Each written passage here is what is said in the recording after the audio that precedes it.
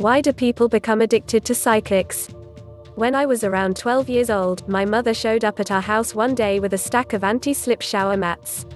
I asked her about her sudden, urgent need for bath safety. "A psychic told your aunt someone in the family is going to have a traumatic fall in the shower," she said in a dead serious tone. "And I don't want to take any chances." I called my mother recently and asked her if she remembered this moment, but she said she had no recollection of it. Although, she did recall another time she went to a psychic when she was in the middle of getting a divorce. "The only thing I remember was the woman telling me I was going to start over again with a man from overseas." As fate would have it, my stepfather, whom she married 19 years ago, was from Barcelona. My mother isn't the only one who has at one point believed in a fortune teller. The ancient Greeks consulted the Oracle of Delphi.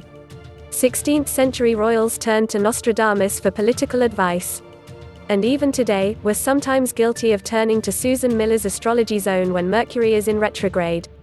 But fortune telling can also have more serious ramifications.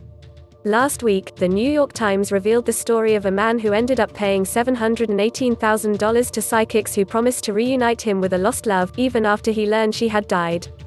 Fortune telling is not only illegal in New York City, a high-profile psychic has even confessed that it's a scam, yet most people I know have at one point in their lives gone to see a psychic, astrologer, tea leaf reader, or medium.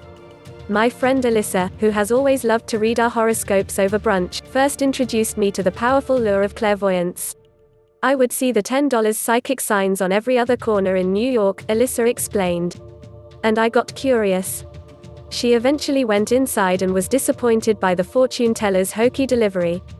Then, a family friend suggested she try a psychic who was popular among the women in her elite social circle. "I went to her and she was uncannily accurate," she said. She predicted certain work changes and even a death in the family. From then on, Alyssa began getting her tarot cards read regularly. In the beginning, she only had readings every couple of months, mainly to get a sense of where her life was heading.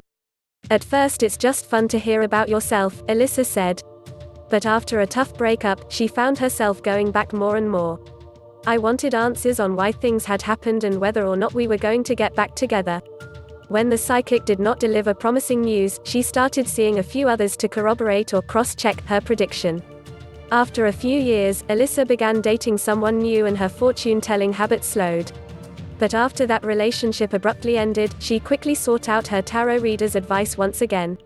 "She told me there was a woman involved in his life," she said. "So I'm pretty positive he was cheating on me." Danielle is another woman who frequently turns to psychics in moments of romantic turmoil. "I asked her why would someone pay for a few hazy remarks from a stranger instead of getting advice from a friend. You want to hear things that are out of your control," she said. "Your friend can't really tell you what a guy is thinking about when he breaks up with you or what's going to happen at work, but a psychic can." Not all women who go to fortune tellers are looking for help with their love lives, however. Alexandra, a 30-year-old entrepreneur, likes to consult an astrologer and a psychic a few times a year to get a handle on the future of her business. "My husband thinks it's incompatible that someone can be smart and believe in these things," she said. "But I believe some people have a much more developed intuitive, or sixth sense. It's like any other incredible gift. There are genius mathematicians and there are psychics."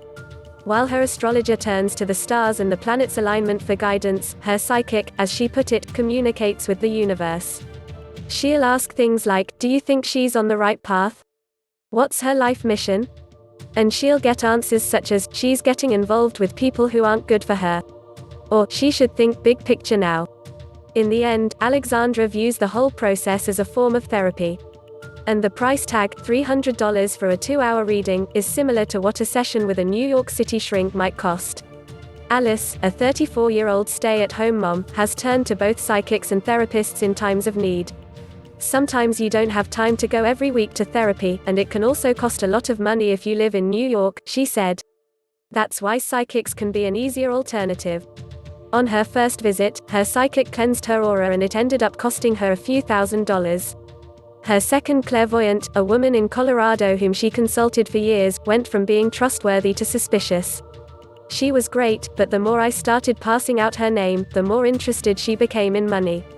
These days, Alice calls a woman in Tehran, Iran, who doesn't ask for any money in exchange for a psychic reading. Everything she's said has been right. She told me things about my daughter. She even predicted when my grandmother died. After talking to so many steadfast believers, I decided to see for myself what all the fuss was about.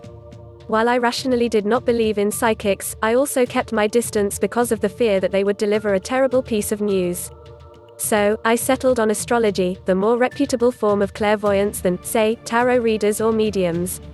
I booked an appointment to have my birth chart read by astrologer Rebecca Gordon, a former Susan Miller trainee who now does readings out of a serene space in Gramercy Park. Gordon said that the majority of people ask for a reading when they're facing an impasse in life, or before they're about to make a major financial decision. I have a lot of clients who do business in Hong Kong and who call regularly for a consultation, she said. Throughout our session, Gordon spoke in a calm and reassuring tone, similar to that of a therapist. She studied my astrology chart whenever I asked her questions relating to my relationship, my career, and my family. She gave me plenty of happy news. Money is not going to be your cross to bear. And some things I wished I hadn't learned. I really want you to take extra care of your immune system next year. When I got home later that afternoon, I shared details of my session with my husband. I told him that Gordon had said we were going to have another kid, and that the baby would come as a surprise. He stared at me with a pale face, before I told him that I am promptly getting an IUD. Don't worry, I said. I'm not taking any chances.